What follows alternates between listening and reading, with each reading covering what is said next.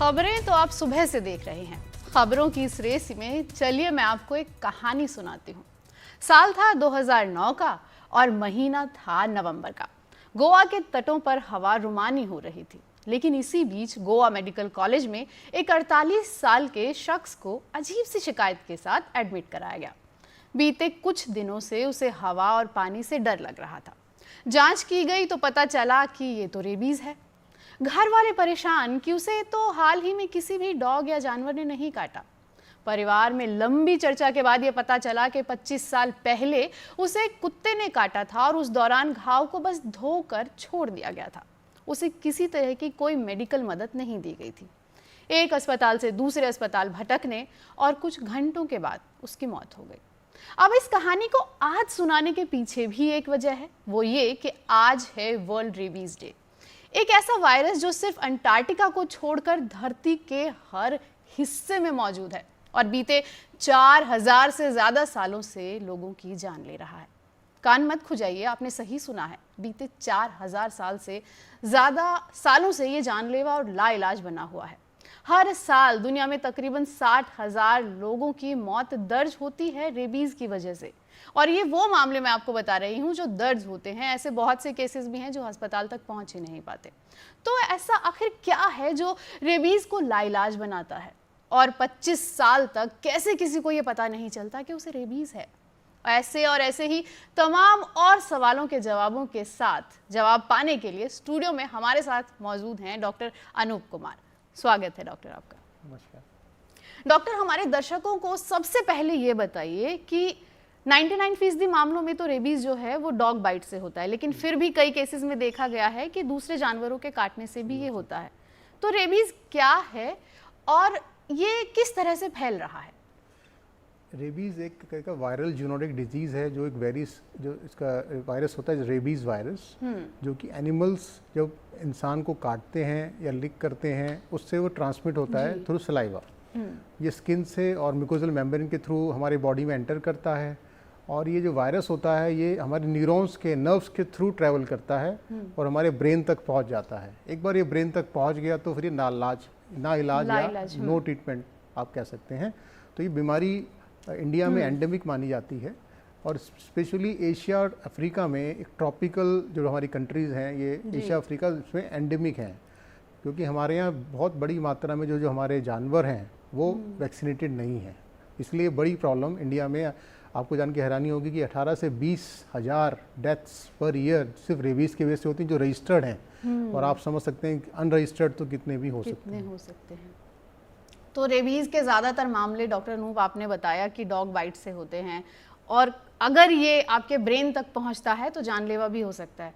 किसी को dog bite हुई है, कई बार वॉश किया जाता है और छोड़ दिया जाता है, तो वो कौन से लक्षण हैं? कोई ये कैसे समझ सकता है कि वो रेबीज वायरस से जूझ रहे हैं? देखिए, अगर किसी शख्स को डॉग ने काट लिया, और डॉग के अलावा मैं कुछ और एनिमल्स का नाम लूँगा जिनसे फैल सकता है, जैसे कि कैट्स, मंकीज़ हो गए, और वाइल्ड एनिमल्स में फॉक्सेस हो गए, मॉन्गूस हो गए, जैकल्स हो गए। तो इनमें से और लास्ट में बैट, क्योंकि बैट एक अलग क्वालिटी का एक रेबीज़ होता है जो एक बिल्कुल लक्षण अलग ही होते हैं। तो इनमें से किसी ने भी अगर आपके साथ संपर्क हुआ है तो, और आपको किसी ने बाइट किया है या आपको स्क्रैच करके ब्लड निकाल दिया है, तो आपको शुरू में क्या होता है? शुरू में एक प्रोड्रोमल सिम्टम्स आते हैं। इसका इंक्यूबेशन पीरियड, हर एक वायरस का एक इंक्यूबेशन पीरियड होता है। इसका 1 महीने से लेकर 1 साल तक एक लंबा पीरियड है। जैसे आपने बताया एक 25 साल के बाद आया, तो ये ऐसा भी देखा गया है कि ये हमारे बॉडी में डॉर्मेंट होकर बैठ जाता है वायरस और कुछ दिनों बाद रीएक्टिवेट होता है। बट ऑन एन एवरेज 2 से 3 महीने का इंक्यूबेशन पीरियड है। पेशेंट को शुरू में बुखार आएगा, जहाँ पर काटा है वहाँ पर उसके अराउंड पेन, टिंगलिंग, नमनेस हो जाएगा। उसके बाद उसको sore throat, headache, nausea, vomiting, diarrhoea होगा। और स्लोली फिर 2 तरह के रेबीज़ होते हैं। एक होता है एक तरह का रेबीज़ होता है जिसमें पेशेंट को एक्साइटेशन, हेलुसिनेशंस, सीजर्स, और बहुत पेशेंट जो है हॉस्टाइल हो जाता है, जिसमें उसको डर लगता है एयर से एंड वाटर से। इसको हम बोलते हैं एरोफोबिया एंड हाइड्रोफोबिया। ऐसा होते होते फाइनली उसकी फिर डेथ होती है बिकॉज ऑफ कार्डियोरेस्पिरेटरी अरेस्ट। इसको बोलते हैं फ्यूरियस रेबीज़, एक कैटेगरी। ये 80% होता है। बट 20% होते हैं जो कि पैरालिटिक रेबीज होता है, जिसमें पेशेंट को इनमें से कोई सिम्टम नहीं होगा। स्लोली जहाँ पर उसने काटा है एनिमल ने, उसके आसपास पैरालिसिस, मसल्स आपकी पैरालाइज हो जाएगी, इसको असेंडिंग पैरालिसिस भी बोलते हैं। स्लोली स्लोली पैरों से हाथों से चलते हुए आपकी पूरी बॉडी पैरालाइज होती जाएगी और फाइनली आपकी डेथ हो जाती है। तो ये दो तरह के रेबीज़ हैं, 80% में फ्यूरियस वाला होता है, 20% में पैरालिटिक वाला होता है। तो अगर आपको किसी ने काटा है तो आप इसका ना वेट करें कि आपको लक्षण आएंगे, उससे पहले ही आपको ट्रीटमेंट शुरू करना है। ठीक है। तो कई बार कई मामलों में ऐसा भी देखा गया है, हमारी ही टीम में है बिलाल जिनका ये सवाल था कि किसी को डॉग बाइट हुआ, मतलब डॉग बाइट का मामला हुआ, किसी को किसी स्ट्रीट डॉग ने काटा, उन्होंने वैक्सीन भी लिया, लेकिन उसके 3-4 महीने के बाद उनमें रेबीज़ का जो वायरस है वो देखने को मिला। तो ऐसे में आप कैसे समझ सकते हैं, ठीक है आपको डॉग बाइट हुआ, आपको किसी कुत्ते ने, स्ट्रीट डॉग ने या किसी भी तरह से रेबीज़ ने आपकी बॉडी में एंटर किया, आपने सिम्टम बताए वो तो बिल्कुल ही क्लियर थे कि इनसे तो आप समझ ही सकते कि हाँ ये रेबीज़ है, लेकिन आफ्टर वैक्सीनेशन भी अगर कुछ महीनों बाद रेबीज़ आ रहा है तो उससे आप कैसे बच सकते हैं, कैसे आप खुद को तैयार करें? आपने बहुत अच्छा एक क्वेश्चन पूछा। मैं यहाँ बताना चाहता हूँ दर्शकों को कि जब भी आपका एक्सपोजर होता है एनिमल के साथ, हम इसको 3 कैटेगरी में डिवाइड करते हैं। तो ये 3 कैटेगरी बड़ी इंपॉर्टेंट है। फर्स्ट कैटेगरी होता है कि जानवर ने आपको खाली टच किया, आप उसके साथ खेल रहे थे, निला रहे थे, उसमें आपको किसी भी आपके स्किन या मिकोजा में कोई ब्रीच नहीं हुआ, तो ये कैटेगरी 1 एक्सपोजर होता है, जिसमें आपको कुछ नहीं करना है, सिर्फ वुंड को, उसको स्किन को वॉश करना है। 15 मिनट तक आपको वॉश करना है, ये बड़ा इंपॉर्टेंट है। 15 मिनट मतलब 15 minute by watch with soap and Betadine आपको वॉश करना है। ये बड़ा 15 मिनट के अंदर अंदर ये, हाँ, और 15 मिनट तक करना है। ये गोल्डन रूल है, with in 15 minutes and for 15 minutes. ये नंबर 1, ये कैटेगरी 1 हो गया। कैटेगरी 2 होता है कि जब जानवर ने आपको स्क्रैच मार दिया, या आपको एब्रेजन्स हो गए पर ब्लड नहीं निकला, तो उसमें आपका ब्रीच तो हो गया स्किन का, तो वायरस अंदर जाने के चांसेस हैं। इसको कैटेगरी 2 बोलते हैं, जिसमें पहले आपको वॉश करना है वुंड को 15 मिनट, और एक इम्यूनोग्लोबुलिन्स आते हैं, ह्यूमन इम्यूनोग्लोबुलिन्स, उसको 20 एक डोज होती है 20 इंटरनेशनल यूनिट्स पर केजी। कुछ पार्ट तो उसका वुंड के आसपास लगा देते हैं, बाकी इंटरम्स लगा देते हैं। तो अगर आपने ये 2 काम कर लिए तो आपको रेबीज होने की संभावनाएं बहुत कम हो जाएंगी। और जो तीसरा है जो बड़ा खतरनाक है, जिसमें आपको एक्चुअल काटा है, उसने बाइट किए हैं, मल्टीपल बाइट हो सकते हैं, सिंगल बाइट हो सकते हैं, खून निकला, उसमें पूरे चांस से वायरस अंदर चला गया, तो उसमें आपको 3 चीज करनी है। पहला, 15 मिनट तक वॉश करना है, सोप एंड बीटाडीन। नंबर 2, जो मैंने इम्यूनोग्लोबुलिन्स बताए, ह्यूमन इम्यूनोग्लोबुलिन्स, उनको आपको तुरंत जाके विद इन 1 to 2 आवर्स लगवा लेना है। कुछ पार्ट इंजेक्शन जो है अराउंड द वुंड, और कुछ पार्ट आपके अदर मसल में लगेगा। और तीसरा होता है वैक्सीनेशन, जिसके आपके 4 डोज लगते हैं। अगर हम आजकल इंटरडर्मल को हम प्रमोट करते हैं, 0 day, 7th day, 14 day and 28 day, 4 injection लगाने। अगर आप ये तीनों काम कर लेते हैं तो रेबीज होने के चांस ऑलमोस्ट नील हो जाते हैं। तो जैसा आपने पूछा, उन्होंने वैक्सीन तो लगवाया, पर मुझे लगता है कि बाकी चीज़ों को हो सकता है उन्होंने नज़रअंदाज किया हो, इसलिए वो रेबीज हो गया। अब आपने इतनी सारी बातें बताई जिसमें से बहुत से सवाल निकल कर आ रहे हैं। जैसे आपने बताया कि कितने ड्यूरेशन पर आपको वैक्सीन लेना है, कौन सा कब। तो ऐसा भी कहा जाता है कि अगर 7 दिन हो गए हैं, आपको किसी जानवर ने काटा है, तो आप उसके बाद भी वैक्सीन ले सकते हैं।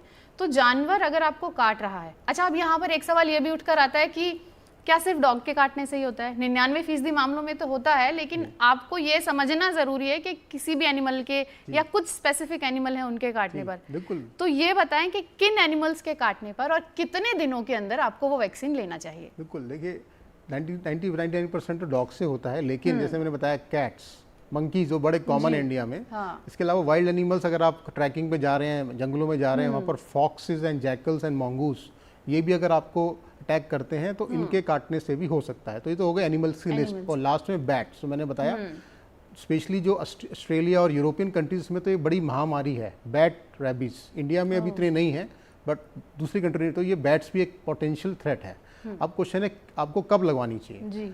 जैसे मैंने बताया, कई लोग तो प्री एक्सपोजर प्रोफिलैक्सिस के लिए रिकमेंड किए जाते हैं, जो कि जैसे वेट डॉक्टर्स हैं, जो वेट लैब में काम करते हैं, जिनको एनिमल्स के साथ रहना ही पड़ेगा, उनके लिए तो हम प्री एक्सपोजर प्रोफिलैक्सिस बताते हैं, 2 शॉट वैक्सीन के लगा देते हैं। ये आप रेबीज से पहले ही, रेबीज के पहले की बात। अगर उसको एक्सपोजर हो गया और आपने कभी कोई वैक्सीनेशन नहीं लगाया, जो कि नॉर्मली ऐसा होता है, कोई वैक्सीन नहीं लगाते हैं, तो आपको जैसे बताया डे 0 यानी विद इन फर्स्ट 4 आवर्स आपको फर्स्ट डोज ले लेना है। उसको 0 डोज बोलते हैं। सपोज आपने बोला कि आपका मिस हो गया, जैसे आपको किसी एनिमल ने काटा, आपको उस एनिमल को वॉच में रखना पड़ता है, आपको उसको ऑब्जर्व करना पड़ता है कि उसको सिम्टम्स आ रहे हैं कि नहीं। और ऐसे कई बार देखा गया कि एनिमल आपको ट्रेस ही नहीं होता है, जिसने काटा वो गायब हो गया। तो वो अब आप मान के चलिए कि वो रेबिड ही होगा, आप ये मान के चलिए। अब आपको क्या करना है कि आपको वैक्सीनेशन डे 0 पे ही लगवाना है। अब आपने कहा 0 डे मिस हो गया तो 0 3rd तक तो लगवा ही लीजिए। जितना आप डिले करेंगे उतना चांसेस है कि वायरस आपकी बॉडी में रेप्लिकेट कर रहा है और फैल रहा है। तो ये आपको देखना है कितना समय आप वेस्ट कर रहे हैं। ठीक है, तो क्या कुछ ऐसा है कि इतने समय के बाद अगर आपने वैक्सीन लिया है तो अब वो यूजलेस है? बिल्कुल, देखिए अगर आपने विदिन 48 आवर्स वैक्सीन नहीं लगवाया तो बहुत ज़्यादा चांसेस हैं कि अब वो काम नहीं करेगा, अगर वो वाकई रेबिड एनिमल है जी। एक बात और है, इसमें 2 चीज़ें और हैं। एक तो कि कितना ज़्यादा घाव है, यानी कि कितना एक्सपोजर हुआ और कितना वायरल लोड अंदर गया जी। अब किसी को अगर मल्टीपल बाइट्स हुए, बहुत बुरी तरह से काटा और जगह जगह स्क्रैच और ब्लीडिंग हो गया तो उसका वायरल लोड हम ज़्यादा मानते हैं। ऐसे केस में अगर हमने तुरंत नहीं लगाया तो चांसेस हैं कि 2 दिन भी आप वेट नहीं कर पाएंगे। ऑन एग्जाम्पल और अदर हैंड, अगर आपको हल्का सा काटा है, उसने थोड़ा सा ब्लीच हुआ, ज़्यादा ब्लड नहीं निकला, तो हो सकता है कि विदिन 2 डेज भी लगवाएंगे तो भी आप बच सकते हैं। तो ये डिपेंड करेगा केस टू केस। तो मतलब मेरे हिसाब से तो आपको चांस लेने की जरूरत है नहीं, क्योंकि एक बार रेबीज अगर वायरस पहुंच गया ब्रेन में फिर तो कोई ट्रीटमेंट नहीं है। तो डॉक्टर साहब, आपने बात की जानवर को ट्रेस करने की, एक ये भी बहुत ज़्यादा सवाल होता है और लोगों को में कहा भी जाता है कि आप जो है, अगर आपको किसी कुत्ते ने काटा है तो आप उस जानवर पर नज़र रखें, अगर वो 1 हफ्ते के अंदर नहीं रहता है, उसे वो खुद मर जाता है, तो फिर तो आपको 100% चांसेस हैं कि उसे रेबीज था। क्या ये एक मिथ है या इसमें कहीं कोई फैक्ट है, कोई सच्चाई है कि हाँ आपको इस चीज़ पर इस तरह से नज़र रखनी है? तो देखिए, अनफॉर्चुनेटली इंडिया में प्रॉब्लम क्या है कि हमारे कुत्तों को वैक्सीनेशन नहीं किया जाता है। इवन जो पेट डॉग्स हैं उनको भी नहीं दिया जाता है, आप स्ट्रे डॉग्स को छोड़ ही दीजिए। तो हमें ये मान के चलना है कि जो भी जानवर हमें काट रहा है is presume to be rabid. उसीलिए अगर आप उस हिसाब से जो मैंने आपको 3 चीज़ें बताई आप करते हैं तो आपको चांसेस बचने के बहुत ज़्यादा हैं, बहुत ज़्यादा। अगर हमें ये वैक्सीनेशन हिस्ट्री पता है, माना किसी पेट डॉग ने काटा और उसके जो एनिमल जो उसका ऑनर है उसने बताया कि जी मैंने तो उसको शॉट लगवा रखा है, उस इन दैट केस आप क्या कर सकते हैं कि आप वॉश कर सकते हैं और इम्यूनोग्लोबुलिन लगा सकते हैं और वैक्सीनेशन के लिए फिर आप वेट कर सकते हैं। बट वो बहुत ही रेयर केसेस मैंने देखा है, क्योंकि ज़्यादातर मैंने देखा है डॉग्स को नहीं लगाया जाता वैक्सीनेशन। तो वो चांस नहीं लेना चाहिए, मेरे हिसाब से सबको लगवा लेना चाहिए, that is the best way. तो क्या हम जानवर को देखकर ये अंदाज़ा लगा सकते हैं कि वो रेबीज से इन्फेक्टेड है? तो किस तरह से आप इस चीज़ को समझ सकते हैं कि हाँ ये जो जानवर है हो सकता है कि रेबीज इसे हो?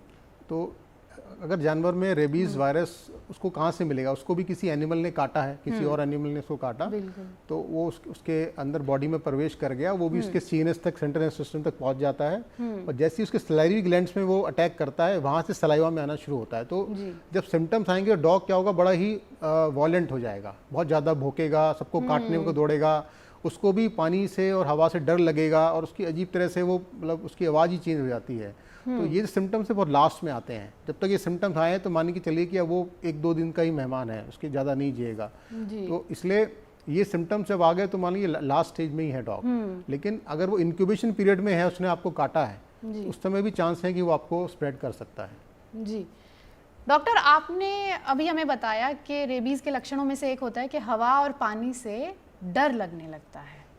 तो ये क्या हम इसको रेबीज के गंभीर लक्षणों में से मान सकते हैं कि अब इसके बाद जो है इलाज संभव नहीं है?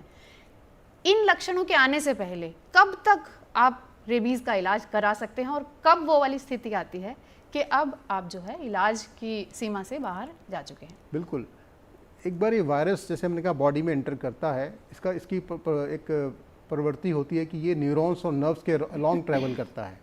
तो ये सपोज इसने हमारे फेस में और नेक में काटा, तो यहाँ से हमारा सेंट्रल सिस्टम बहुत क्लोज है, ये बहुत जल्दी ट्रैवल कर जाएगा। ऑन द कॉन्ट्ररी अगर उसने हमारे फुट पे काटा है तो उसको लॉन्ग डिस्टेंस ट्रैवल करके ऊपर तक जाना है जी। तो ये कुछ एक हाई रिस्क हमारे बाइट्स हम बोलते हैं एरियाज, फेस एंड नेक, जहाँ पे अगर किसने काटा तो बहुत ज़्यादा हाई रिस्क है कि आपकी जल्दी पहुँच जाएगा। तो अब क्वेश्चन ये है कि एक बार वायरस हमारे ब्रेन में पहुँच गया, उसको बोलते हैं ब्लड ब्रेन बैरियर, अगर उसको क्रॉस कर गया, अनफॉर्चुनेटली हमारी जितनी दवाइयाँ हमारी हैं वायरस के अगेंस्ट वो उसको क्रॉस नहीं कर पाती हैं बैरियर को जी। ये भी एक कारण है कि इसका कोई ट्रीटमेंट आज तक नहीं बन पाया है। तो इसलिए अगर आपके एक बार ये सिम्टम जो आपने बताया कि डर लगना पानी से और हवा से, इसको बोलते हैं एरोफोबिया एंड हाइड्रोफोबिया, तो ये लास्ट फेज़ है। इसके बाद तो आपको मुश्किल से 2 या 3 दिन मान के चलिए कि इसमें आपकी डेथ हो जानी है, क्योंकि पूरे बॉडी में फैल चुका है। जी। तो इसलिए एक बार जैसे बताया, जब आपको बाइट हो गया है और जो आपके प्रोड्रोमल सिम्टम्स मैंने बताए थे, बुखार, वहाँ पर numbness, pain, tingling sensation, sore throat, ऐसा लगता है जैसे नॉर्मल वायरल इन्फेक्शन टाइप है, उसी टाइम वो बेस्ट टाइम है आपका। अगर वो टाइम निकल गया, उसके बाद आप नहीं कह सकते कि वो कब ब्रेन में पहुंच जाएगा। जी, ये जो हमने जिस कहानी से शुरुआत करी, 25 साल तक रेबीज़ का वायरस किसी इंसान के शरीर में रहा। आपने बताया कि 3 से 4 या 5 महीने के अंदर अंदर सिम्टम आते हैं, तो इतने लंबे टाइम तक शरीर में वो रह रहा है और आपको पता ही नहीं है, तो इसके पीछे क्या वजह हो सकती है? देखिए, ये जो आपने बताया बड़ा ही एक्सेप्शनल केस है। और होता क्या है कि आज तक क्योंकि वायरस एक बार अंदर आ गया, उसकी जो मैंने कहा प्रवृत्ति है वो न्यूरॉन्स के अलॉन्ग ट्रैवल करेगा ही करेगा, और वो ट्रैवल करके सीएनएस हमारे सेंट्रल नर्वस सिस्टम तक पहुंचना चाहता है। ये उसकी नॉर्मल प्रवृत्ति, क्योंकि वहाँ सबसे ज़्यादा न्यूरॉन्स होते हैं। तो इस केस में जो आपने बताया कि 25 साल तक उसको कुछ नहीं हुआ और बीच में कोई एक्सपोजर नहीं हुआ, तो इसके 2 पॉसिबिलिटी हो सकती हैं कि कई बार हमारे बॉडी में वो अंदर गया, हमारे अंदर जो बॉडी है वो एक इम्यूनोग्लोबुलिन बनाती है कोई भी वायरस या बैक्टीरिया जब अटैक करता है। हालांकि वायरस के अगेंस्ट इस वायरस के अगेंस्ट हमारी एंटीबॉडी इतनी ज़्यादा नहीं बनती हैं, बट किसी पर्टिकुलर पेशेंट में अगर इतनी एंटीबॉडीज़ बन गई हैं तो वो उसको कंट्रोल कर सकता है, और जब उसकी इम्यूनिटी डाउन होगी किसी भी कारण से, वो फिर से एक्टिवेट हो जाएगा। तो एक कारण तो ये मान सकते हैं, जिसको हम कहते हैं dormant virus becomes active after once your immunity goes down. और दूसरा ये हो सकता है कि उसको एक्सपोजर हुआ हो बीच में, जो वो रिकॉल नहीं कर पा रहा है। उसने बोला कि मेरे को किसी ने नहीं काटा, लेकिन हो सकता है कि छोटा सा निबल ही किया हो, उसको नहीं पता हो, स्क्रैच हल्का सा लगा हो, एंड डेट वेंट अननोटिस्ड। तो ये 2 रीज़न हो सकते हैं, क्योंकि ये एक्सेप्शनल केस है, इसलिए इसमें हम ज़्यादा मतलब उसको एक्सप्लेन नहीं कर पाएंगे, क्योंकि ये लॉजिकल नहीं है, बट ये पॉसिबिलिटीज़ हैं। जी डॉक्टर, समय की कमी है, अब ये जानना भी ज़रूरी है कि टीके से जुड़े भी बहुत सारे मिथ्स हैं कि आप पेट में ही लगेगा, क्या वाकई पेट में लगता है? कितने वैक्सीन्स लेने हैं, कब कब लेने हैं, यहाँ भी दर्शकों को थोड़ी जानकारी दें। बिल्कुल, आज से 20 साल पहले मेरे को भी एक कुत्ते ने काटा था। हालांकि वो एक पेट डॉग था, और उस समय भी वैक्सीनेशन मिलना बड़ा मुश्किल होता था। तो उस समय जो मैंने वैक्सीन लगवाई थी, तो उस समय जो है टीके ज़्यादा लगते थे, तो मुझे 10 टीके लगवाने पड़े थे, क्योंकि उस समय तक इतनी एडवांस वैक्सीन्स नहीं आई थी। आपकी जो वैक्सीन्स आ रही हैं वो बड़ी एडवांस वैक्सीन्स हैं। एज़ पर WHO रिकमेंडेशन इसको हम इंट्राडर्मल लगाते हैं, और डोज भी इसकी 0.1 ml है, पहले 1 ml होती थी। तो कितनी डोज लगानी है? अगर आपको इंट्राडर्मल लगानी है post exposure 4 dose, day 0, day 3 और डे 7 में से एक आप चूज़ कर सकते हैं, डे 14 एंड डे 28। 4 डोज आपको लगानी है अगर आप इंट्राडर्मल लगा रहे हैं। जैसे आपने कहा पेट में लगाते हैं, तो पेट में इंट्राडर्मल वाली ही लगाते हैं। अगर आप इंट्रामस्कुलर लगा रहे हैं, वो डेल्टॉइड पे या ग्लूटियस पे लग सकती है, उसका डोज ज़्यादा होता है, 1 ml लगाना पड़ेगा, और 5 डोज होती हैं। जी, तो आजकल रिकमेंडेशन इंट्राडर्मल का है पूरे वर्ल्ड में, और इंट्राडर्मल ही लगानी चाहिए। ठीक है, शुक्रिया डॉक्टर। इस खास पेशकश में बस इतना ही।